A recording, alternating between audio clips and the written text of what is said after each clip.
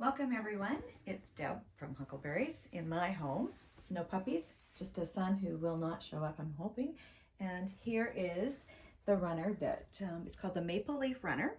And I'm going to show you the block today. And it does use one special ruler called the kitty corner ruler for this top of the leaf here. But I am going to show you some other options with that ruler so you're not thinking that you won't use it again. Okay, so if we come over here, here's your block,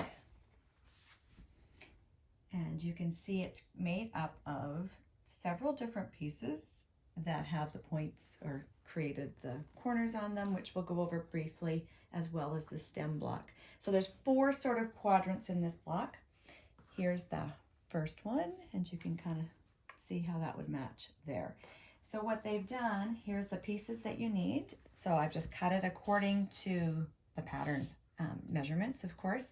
They recommend or said that for the pattern, you can use 10-inch squares to do the leaves. I found a 4-inch strip also worked, and it gave me 2 leaves. So I do have extra leaves of all the colors that I used. And in the runner, I did use all canvas fabrics by Northcott for the leaves. And it is actually another Northcott fabric for the border, and that's what inspired me, was the border print.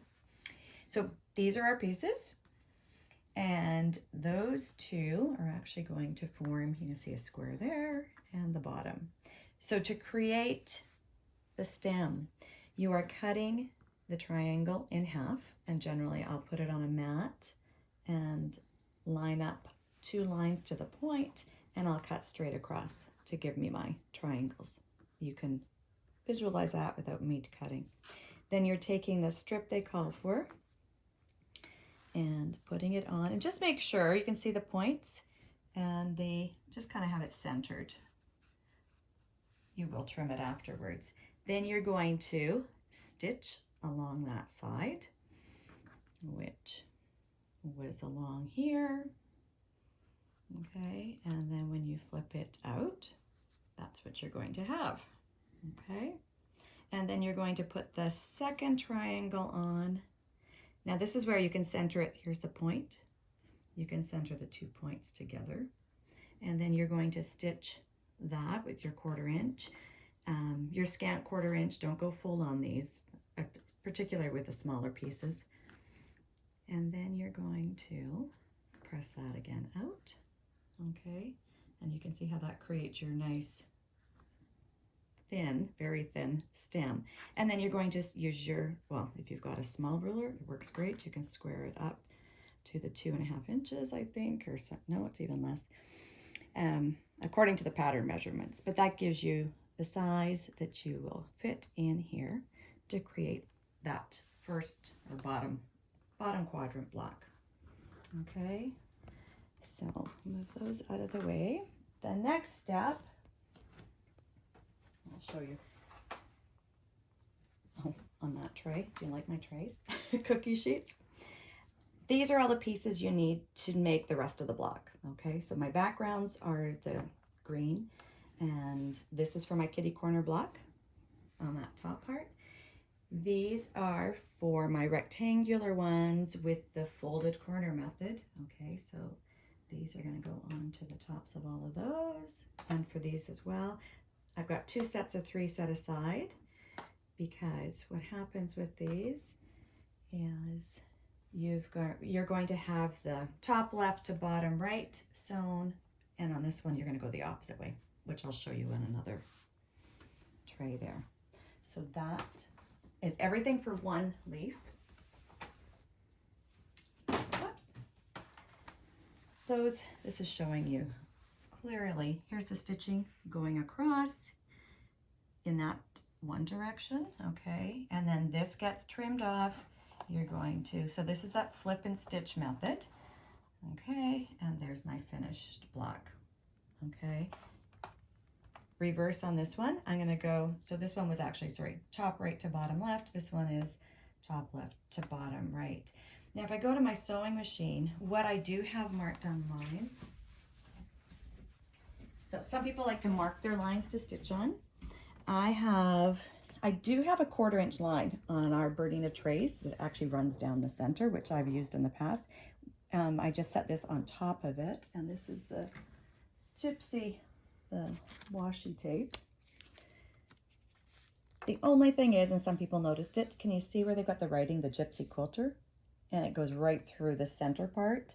So you don't want to have that writing up there. You're going to not be able to use your middle part. But there's so much tape on this. This is my second piece of tape in about 8 months. So it lasts forever. So what I do here is I make sure I put my needle down, and then I line my point up to my needle, and then I can put, and any of you with a knee lift, this is where I always use my knee lift. And then I have the point of the square here, and then I would just stitch following this right through. Actually, I'll stitch right on it just to show you how this will move along the line. Okay, oops. Of course, I've got it caught because I've got all that stitching in there. So I'm going to move it and just, hopefully I won't jam it up. Okay. So see how I'm moving this? That's all I'm looking at. And if so anything, you don't draw a line? No. So I'm going to show you another. So this works great. The only thing is when you get into the big triangles, right? So you've got a 6-inch one, your point's down here and it's too far to do this. I guess you can, no, you can't. So you mark your line, or I'll show you another trick afterwards. So I just leave this on. Like I said, this has been on forever. This is so handy. But in the past, I've always used my line, but you just don't see it as well as that obvious blue line. And the 1/4 inch is great because I can actually run a point down the 1/4 inch. Can you see that? And then I would be stitching here for your, your half squares. And then if I did it on this side, whoops. What am I doing now? No, if I run the point here, oh, I gotta turn it this way. If I go the opposite way, there. Now if I ran it, I could just flip it on both sides and then cut down the middle. So it eliminates my marking if I want to. Everyone is comfortable with something a little bit different. So that's how you're going to make 3 of each of these, okay? And that's what you've got 1, 2, 3, 4, 5, 6. 1, 2, 3 are in one direction and the other 3 are in the opposite direction. Now what I did want to show you is, using these ones, is the folded corner clipper. And, oh, I do have to go grab the small one that Joanne bought.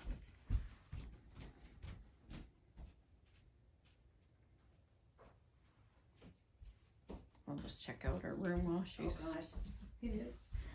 Oh, I got new shelves, did you see? Oh, they're really nice. Last 2 at Superstore. Really? Yeah. I didn't even see them. Yeah, it was my other white. Oh, they are really nice. So this package isn't opened. This is the folded corner clipper. And then the one I purchased is the extra large, okay? So this one goes up to 5 inches, I believe, on the bottom. And this one is 10 inches, okay? So this one will just match up. You can see where it sits on the 5-inch line. The smaller one is super handy for the smaller stuff, definitely, but I still use this and had no trouble. So I'm going to show you using this so I don't open this up. So what it does, you can see that it gives you your triangle, but it's added the 1/4 inch and it's flat on the top.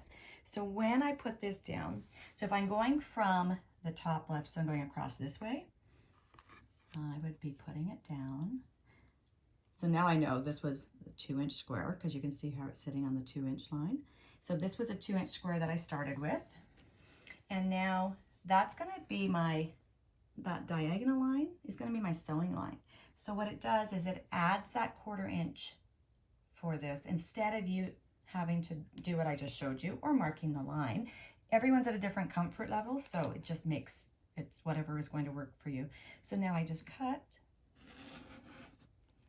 and take that away. Now these ones are way too small to do anything with, but in a second video I'm going to show you lots you can do with the bigger ones instead.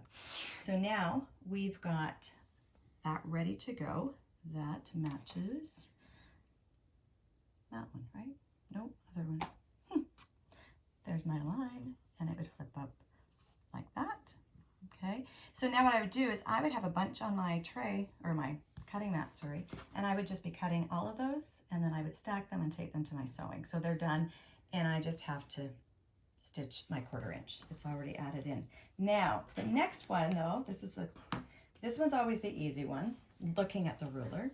So now if I go to this one, I want to cut, I want to, not cut, I want to sew this way. So if I go like that though, what I'm going to do, if I cut here, you see what would happen? I'd actually be cutting the wrong side. So I need to actually go, oops, this way. Can you see the difference? So what I'm cutting away will actually be the outside point. Yeah, so you actually just right? flip it. So you flip it. So what it's an actual it's a 90-degree turn. But if I was cutting them, these ones, I would turn all this way to cut. And these ones, make sure I don't get the same cut, they're going across, whoops, that way, right? That's not going to be the same way. No, that creates the same one, doesn't it? I want to go the other way. Whoops. This way. So I would actually have them all, sorry, that way, to create the opposite. So look So you twice. just make sure, look twice. I always, yep, and then always what you can do is just before you cut, flip it and see, is that my line or is that my line? Okay, and that will give you, okay, I've got to cut that way. And if I go this way, I've got to cut that way. And sometimes that's the best check. And then I would lay all of the ones that have the same cuts together. I would do just like a chaining sewing, I would do the chaining cutting. So that is how that folded clipper works, but it does way more than just that. So stay tuned for a video on how to use those folded clippers. And Creative Grids has great videos as well. Okay. So what I'm going to show you now, here is the block laid out, and they put it together in 4 sections. So that was the one section that I showed you already. You can see once you've got the 6, they're not the half squares, they're the rectangular with the flip and stitch. You're going to set them up like this with backgrounds. These 2 are similar, but not exactly the same. And then this one uses a solid leaf color, 2 of the units created before, and then this is the next, the final unit. And this one hasn't been clipped yet, so I'm going to show you how to use the kitty corner ruler. So that we'll leave there. So here is the kitty corner ruler. If you can see it against that. Okay, it has step 1. And just like, I know Joanne's done the flying geese one quite a bit too, and they're great because they give you all the steps to follow. Step 2, step 3, and then the trim at the end. So everything is contained on here. And just like on the other rulers, your finished block size. So this will be the background on either side of the colored leaf part. And this is actually the square that you need to cut. The square sizes here to make these finished block sizes. So super simple to just pick up the ruler and do it, but keep these. I've got a bin just with these in them. These are the instructions that come wrapped around them. So they give you really nice, clear, again, they give you the dimensions again and what you need if the ruler has them. It shows you nice detailed ones on how to cut and through to the end and your block. Okay, so now what we're going to do is the cutting. So I've cut this square and I've cut the 2 rectangles to the size the pattern calls for, and I'm going to take that off. Step 1 cutting. So the first thing you need to do is, this is step 1, not step 2. So step 1 is cutting, this is the colored part of your the center. You fold this in half first. So I do find if I either take it to my ironing board, and it's just like paper folding, hold this down first and go towards the fold so that you don't get it uneven, and then go out. Now, if these aren't perfect, it's not going to matter. You can see here, this isn't trimmed yet. So I've got room for error on that folding. So I can kind of see a little bit up here. I'm not going to worry about that. So, and again, if I did a bunch of these, I might take them all to the ironing board and do all the pressing. And I would do the pressing the same way. I would hold this way towards me, and I would press towards that fold, the fold line. So now I'm going to set, you can say step 1. Can you see how the dotted line will sit on the folded line? And that's all you have to look at. You don't have to look at anything else. You can just see the dotted line is going to be longer for the larger blocks you make, where the squares are a lot bigger. So now I take my cutter and I cut, and now I've got 2 pieces left over that aren't identical. They are the opposite. Can you see how the only way they're the same is if I stack them? So those, I've got 2 different ones. That's why it's actually nice. They recommend making 2 at a time, and then you've got 2 of those left over. Partly because they're doing 2 leaves. So there's my shape. So now for the background to go around it, I take the rectangles they call for, and again, on this one it says cut 2, and you need the left and the right, and I'm not sure which ones. I think it's a 3 by 4 and a quarter ones, but I've already pre-cut. So now I don't want to stack them that way. I want to actually have them mirrored. Otherwise I'll have all the same shape made, and I need a right and a left slant essentially. So step 2, right here. Okay, so see at the flat tip is there. I'm going to set the line. Also I have to look at, so once I've cut my rectangles, I don't have to do anything else except just set it on my rectangle shape, because the mouth is all done. Then I'm going to cut.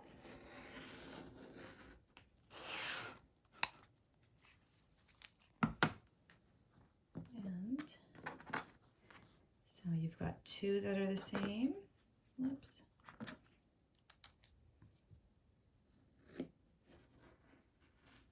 Hopefully I hit the line very close.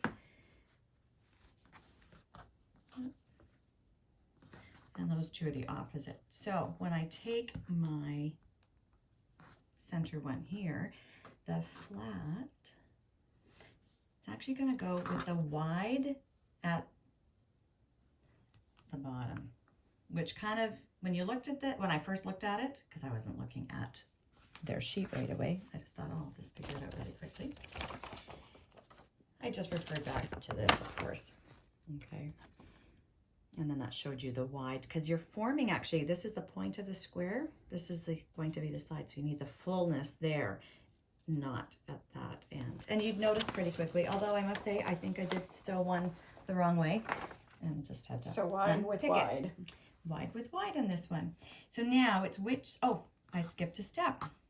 Step 3, stack these. Okay, and I'm going to turn these ones upside down so that they match. Can you see? And I didn't cut those great. You'll have to. Okay, so I've got them stacked. So this point here is step 3. Flip corner unit of B. Now I would do a bunch of these all at one time. I could do several layers. And when you're, see how the lines line up now? So along the edge and along the edge. And now I'm just going to take, and I can actually just take my cutter and push. I don't even have to cut, because if I can do 8 to 12 layers easily and just push right down and get rid of that. And that's all that does. So they're just so brilliant when they do these rulers.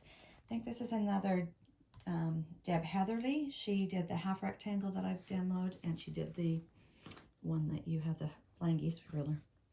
So she's quite smart. Oh, yeah, see my bits there? So I'll lay it out. And you can see how you need the 2 different sides, because this one doesn't work there. So you've got a right and a left. And this will pair now with another, one of my leaves that I've cut out. So the first one you do, though, is you do this one first, because you can see how I can lay the where I've cut off, and I can stitch, and then I can flip that out, and I have that on this one here. Now what happens, I've got the flat here, but it's not really the direction that I'm going to be sewing in, right? Because then I got to flip it over. So what I did is once I had this one on, I laid it down and lined it up like that. Right. So and then I still started here, but this is small. So some people might like to pin. There's no need to pin. I just have to line that up. And then I start sewing and do my 1/4 inch. And then I do have a block that looks like that still needs another trimming. So it's gonna look like this one. Now I can take my label off it. And you can see we don't have a square block. The 4th part, the trim. So we've done step 1. Step 2 was for the backgrounds of I think they call them the B units, and the trimming of the point was number 3. And trim 1 and 2. So there's 2, it's just like squaring up, but we have to start this way. Now, if you see on this ruler, I'm gonna put it on the dark so you can see it. It's like an arrow. The arrow will sit on the point of my, like that. And I can rotate it a bit, I can see, okay? Now, I'm gonna be trimming this to a 3 inch. So they always give you, it's not a 3 inch square, it's actually 3.5. This is your finish size that they give you on all of these marks. So you can go up to a 6 inch finish. So I've got that lined up. So then just like we would do with a regular square is I'm gonna cut through and then I'll go on that. I should have changed my blade before you got here. Okay. Yeah, sometimes pushing down through the thicker seams is better than just running them through. So it's added the 1/4 inch. Also notice though, that line there is not supposed to be running diagonally. That's how it's supposed to look. It's already adjusted the 1/4 inch, but the 1/4 inch is going through the center out because we've overlapped those 2 pieces. And now I do the 180-degree turn. And now my 3 inch lines will sit on what I just cut. And I should be pretty accurate with that diagonal running through. And you can see both sides aren't being cut exactly the same. That's to do with my sewing, but I know I had leeway on it, so it's not too. And then I'm going to cut the other side.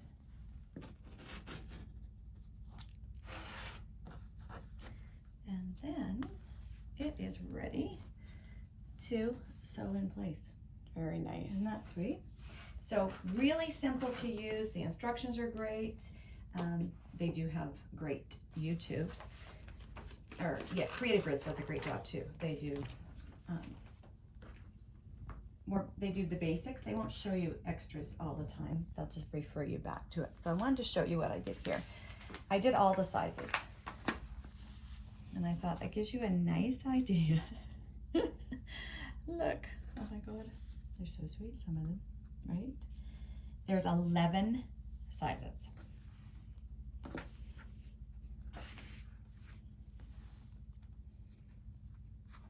might just hole punch these and leave them at the store. Okay, so you can see how varied your projects can be, right? With these. Wow. Isn't that cool? What are you gonna make with it? With these, I've got an idea of what I could do with putting all the sizes into one project, but my ideas don't always come to fruition, unfortunately.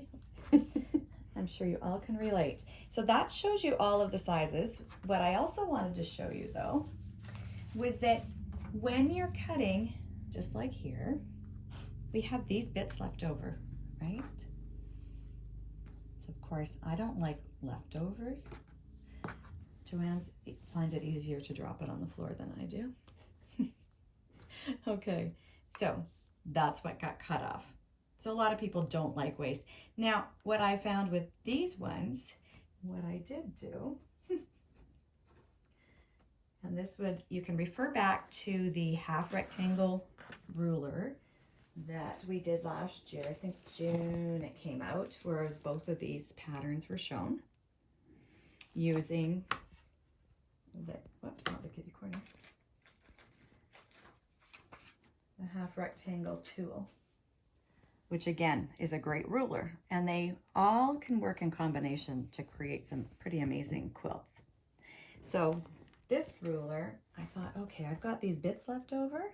Can you see what I did? So I took 2 different colored ones and sewed them together. So they look like that. And what you're going to find is, can you see, I've got a left slant and a right slant. And that's just created from the 2 sides when you're cutting them. So then I mixed them up, and then I found when I put the ruler, I just went, okay, I'm gonna see what the small or biggest one I can make with the ruler. So there, can you see how this ruler works? It's sitting on the diagonal line here. And then I've got clearance all the way around. So that's the size I made. So this is what it's finished, 1 by 2. So it's 1.5 by 2.5 right now. And then from all my leaf ones, I'm gonna have these half rectangles that I can create lots of different things with. You can just put them together and you can get a series of more dramatic points as opposed to your 60 degree. These are a longer, narrower one, and run them together. So here's a bunch of them. Now this is where the same slant forms something that looks like that. And the opposite slant, can you see the difference? Then I create sort of a diamond if I go one on top, one on top. That's sweet. So don't ask me what I'll end up doing with these ones, but these are the smallest you can make, and that's working from the 3-inch or 3.5-inch finished one. What I did, so I used the leftovers. It actually worked out well because I could actually I used, to show you the 2 sides, I used the same one and just flipped it over. Does that make any sense? So I used both of those to do the sample up, so I didn't have to cut more. So I just turned it wrong side. And then that lets you see it as 2 different colors. So what I did, I worked, so the smallest one, this one obviously doesn't work. This one doesn't, this one doesn't. So I think starting with this one. So all of these can be made into, okay, and I haven't trimmed them at all. I just wanted to show you what they look like before you do that. So if you made a lot of big ones, you could see you could have no waste. You could use them. So all I would do is I would put my ruler down. Now again, it depends on the slant. So these are all going right because of the way I cut them. So this one, again, even though it's a bigger one, I can still only get the same size as in the previous one. So both of these, whoops, I ran it that way. Oh, no, this one I flipped it upside down when I did it. Can you see? Now I have to go to this side of the ruler. That's all I need to do. Pretty slick. All the visuals are there for you. So that would be both of these, even though there's a difference in size. The maximum I can do is that one that I showed you. That size there. Go to this one, and oh, see, I'm sliding it up. I can get a 2 by 4 on this one. So that's a lot bigger. So it's 2.5 by 4.5. You'd be normally throwing that out. So that, see, even the bigger ones, I can keep going. Okay, so now I've got the left slant happening. So I'm going to scoot this one down like this. And, oops, let's get that out of your way. So I would keep sliding it up until I could see that it's encompassing, and you can see, even though it's tight here, I would do the 2.5 by 5, which is 3 by 5.5 as far as the cut goes. And I can do a lot with all those leftovers if I was doing a quilt or a project that used lots of those. So that's how I figured that I could use my scraps. Every fabric has 2 sides. Yes, it does. So that was a quick way for me. Oh, what? I'm just going to flip them over and I won't waste them. So then, of course, anyone who knows me, last thing I did, I went and I cut from paper so I could get the actual shape of each of the kitty corner centers, okay? These were my cutoffs, and I just wrote down from, and I'm going to keep them because then if I put them all together, I'll know exactly what size I could actually work half rectangles from, or just see if I wanted to actually be creative and make something myself out of the blocks and put them together in a project. So I have these leftover blocks from a quilt I made. One of my first quilts I made for my youngest daughter was a Laurel Birch quilt. And it was all 9.5-inch blocks, so I played. So now, if I was using the ruler to cut this, and I folded it in half, I'm not going to get, it's going this way, right? So what I did is, how can I picture that? So of course, I just cut these out because that's what my fold line would be. And so my picture would run sideways. But if I take it and I put my template here, I slide it up, then I can figure out, I don't need to add anything to the sides here. What I do want to do, I would just add a piece there that I'm going to cut off, and then I would fold it in half down the center that way and line it up under the ruler. Does that make sense? Mm-hmm. The same way the cutting happened. So instead of, and if I want, I could actually take my square and just cut it to a square just on the top if I wanted to actually get that top point. Or what's even easier, I would take my template and I would put it down with the strip on top. So let's just show you using a smaller one. Okay. But if I want more of the picture, I would want to slide it up more, right? So let's see if this one works here. Again, I might want to go down. So this is a 6-inch, finishing at 5. That's what the F means to me. So let's substitute that out. And that would be a better one. So I'm going to just demo the cutting I would do if I was using this and adding to the top only. I would, instead of using the ruler itself, I can use that with, because it's simple, right? Sometimes it's easier to do this if you're really wanting, you're not going to do this all the time. This is going to be something where you really want to be particular. And it's like fussy cutting, right? Except it's for these. And I would, if I could rotate my mat easier, I would. Turn it, because I cannot switch. You have a rotating mat, but it's too full. I know, it's too full to rotate, so I've got it on my rotating mat. Okay.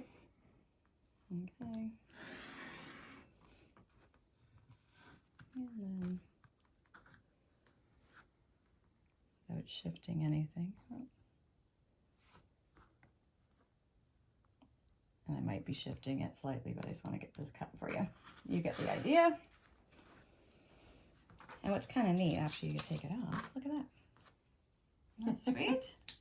That is. And then you can you do your rectangle cuts according to this size. So this one was my 4.5-inch finished. So I go back to my kitty corner ruler. Then if you want to do the backwards part on it, here's my 4.5 is here.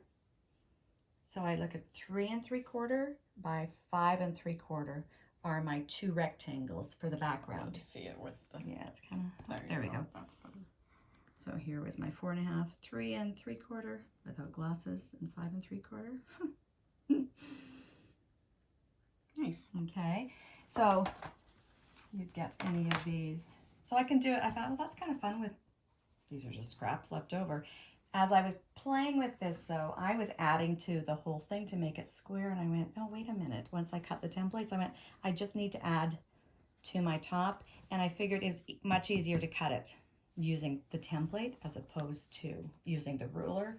But then I'd go back to do the ruler for the rectangles that I'm going to add onto the side and to square it up. And then I would be using Whoops.